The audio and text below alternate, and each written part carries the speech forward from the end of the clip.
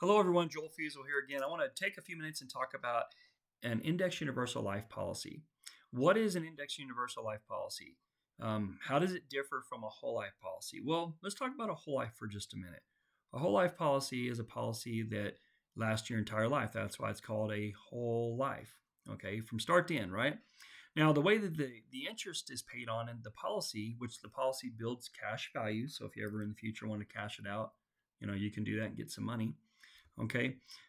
But the insurance company will say, here, this is the interest rate that we can pay on it, and that interest rate is guaranteed for a lifetime. So the premiums and the interest does not change.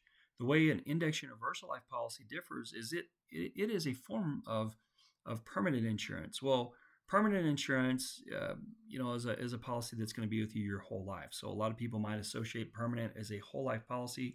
It's just a different form of permanent insurance that lasts your entire life. The way that it pays out is a little different. Okay, so the insurance company will say, okay, how we're going to pay interest on this policy because an index universal life policy builds cash value. What we're going to do is we're going to use the measuring stick is going to be an index like the S&P 500. So what they'll do is they'll record the money, or when the money goes into the policy, they'll record the S&P, and then a year from that date, they're going to record the S&P again. And as long as the S&P was positive, they're going to credit interest. If the S&P was negative, then no interest will be credited. So the client wouldn't make anything that year; they wouldn't lose anything.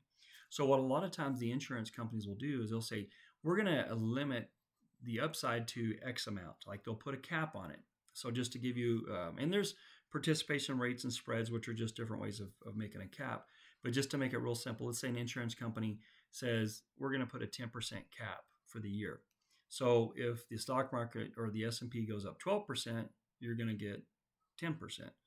If the S&P is negative, you're not going to make any interest. If it's a 10% cap and the S&P goes up 8%, you're going to get 100%. You're going to get 8%. So that's how they credit the interest. Now, the policy builds cash value. And so a lot of times, if a index universal life policy is properly paid into, if the premiums are properly paid and it was designed correctly, and typically if you pay the target premium on the policy, then the policy should last from the time somebody starts paying in it till basically, age 121 is the maturity. Okay, it's a lifetime, right?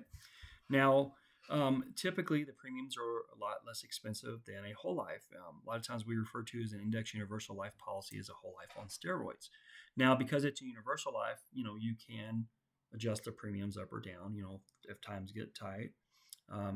Downside is if you do that for a long period of time, it can make the policy last like a term policy. So that's I always say when you're doing an index universal life policy, find a policy that you're comfortable with paying and look at it over a long period of time.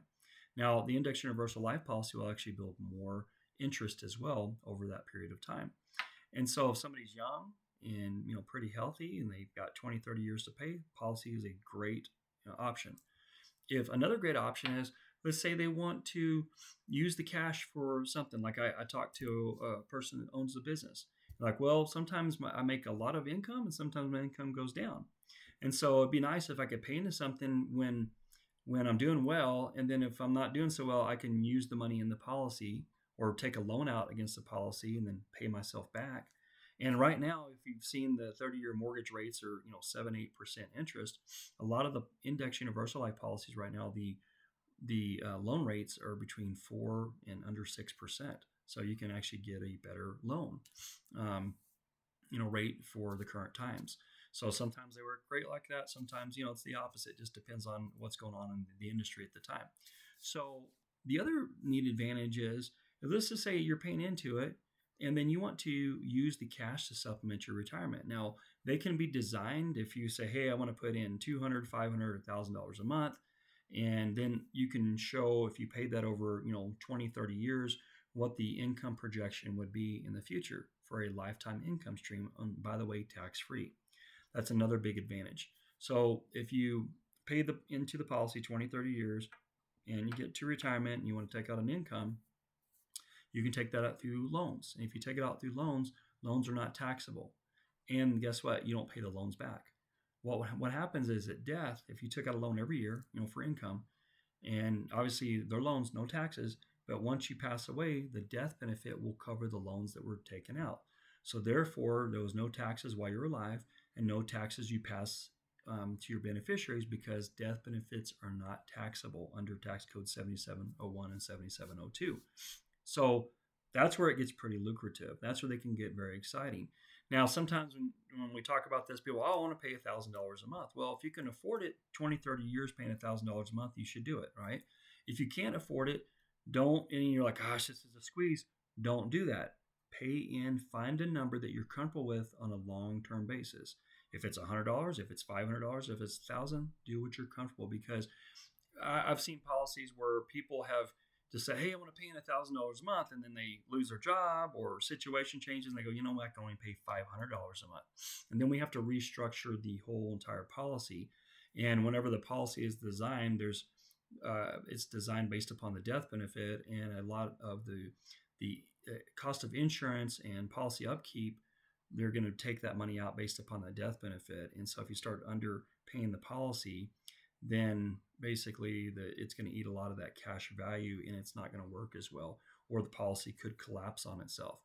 So I always say, find that number that you're comfortable with, and look at this as a long-term play.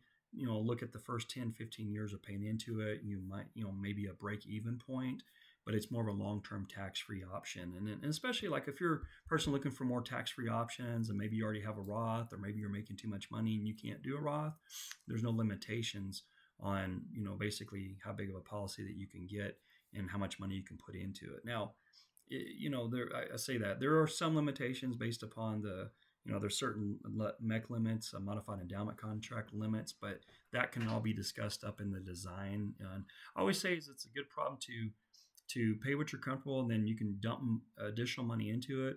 When you hit that MEC limit, then you can always, it's a good problem to have. You can do some restructuring at that point. So you're ahead versus behind. So I hope that makes sense. An index universal life policy is a very detailed policy. They have a lot of moving parts to them. But if you can understand how they work in like a long-term plan for them, they can be a really nice option. Number one, for, death benefit for your family. Number two is flexibility if you have, up and down cash flow, or if you want to, buy something and then pay it back while you're young, or even an option to supplement your retirement. So they some really nice advantages. So, all right, well, if you have any questions, feel free to go to my website, www.sfftexas.com. Click on contact us, and then, send me an email. I'll be happy to meet with you and find an option that works best for you. With that being said, take care. Over and out till next time. Bye-bye.